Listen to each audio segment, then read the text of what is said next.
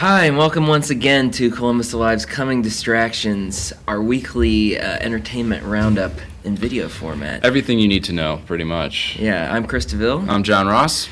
And the first thing we have on our minds is this Friday night is a big night for local music. There's three big CD release shows going on. Or actually, one of them's not a CD release show, it's a record release show. But, Vinyl.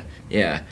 Watershed is playing Friday at LC. It's going to be a huge show. It's actually their only appearance in Columbus this year, which is odd. They've just been kind of trying to put this. They're actually releasing a live album called Three Chords in a Cloud of Dust 2. It's a kind of revamped version of their first release for Epic Records many years ago. Bigger, better, louder. It's fantastic. I got a copy of it a couple of weeks ago. There's going to be a feature in the paper this week on Watershed. Good guys, that bunch. Earwig and Two Cow Garage are going to open. So all in all, it's a fantastic lineup. Yeah, and it should be very loud.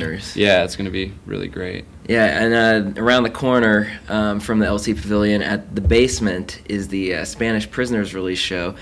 Something I've been looking forward to, putting out his new, Leo Mymond is the guy behind it. He's putting out his new debut album called Songs to Forget. He's going to be performing with a full band, which is something I've been really looking forward to. I think his songs are definitely going to be served really well by performing with a full lineup, kind of this folk, weird Americana, lo-fi, indie rock, kind of all over the map kind of stuff. It's quite a gamut to run.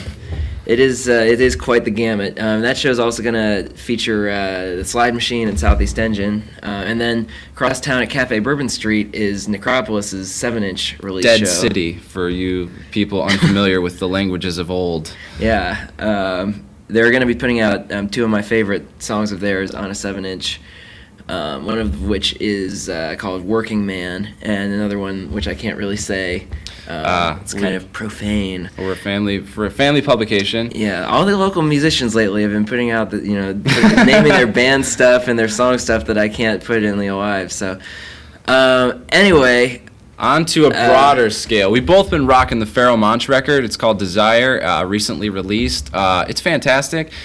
Monch is kind of bizarre because even in hip hop, underground hip hop scenes, he's kind of reclusive and mysterious. And this is his first studio album in 8 years, although he's popped up on mixtapes and the like over the last decade or so. I think it's his strongest work. I really do. Just when you think this guy can't get more intense. I mean, it's really intense. That's what I like about it. It's like got all this, underground hip hop kind of backpacker kind of mentality to it.